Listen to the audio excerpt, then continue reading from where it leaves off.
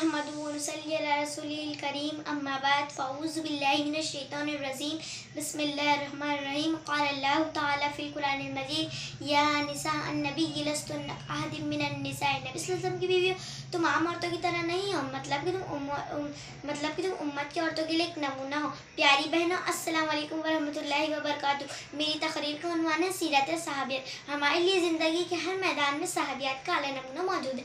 इस्लाम कबूल करने वाली सबसे पहली खातून का नाम है हज़रत खदीजा रज़ियल्लाहु ताला अन्हा, जो न सिर्फ ईमान लाई बल्कि आप सल्लल्लाहु अलैहि वसल्लम के साथ तमाम तकालीफ बर्दाश्त की, अपनी जान अपना माल सब इस्लाम की खातिर कुर्बान किया। इस्लाम की हिमायत में सबसे पहले शहीद होने वाली खातून का नाम है हज़रत सुमैया रज़ियल्लाहु ताला अन्हा, जिन्हें काफिरों ने बहुत सताया, मक्का की तपती रेत पर लिटाया, फिर भी वो इस्लाम से ना फिरी। अबू जहल ने उन्हें झिंझिलाकर बर्ची फेंक मारी। जितनी भी जंगें हुई है वो मैदान भी औरतों से खाली रही। हज़रत रफ़ीदा कहता है कि वो डॉक्टरी के मैदान में भी मैं अम्मारा का आता है कि वो ग़ज़ाऊद में आप सल्लल्लाहु अलैहि वसल्लम की ढाल बन गई। आप सल्लल्लाहु अलैहि वसल्लम ने फरमाया, मैं जिधर भी देखता मुझे अम्मारा ही नजर आती। हज़रत रफ़ीदा ने मस्जिद नबवी के सेहन में अपना खैमा खड़ा किया था।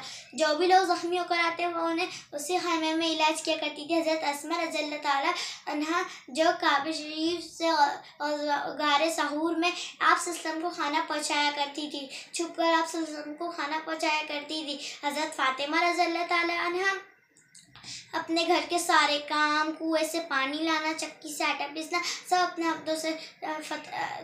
हाथों से किया करती थी।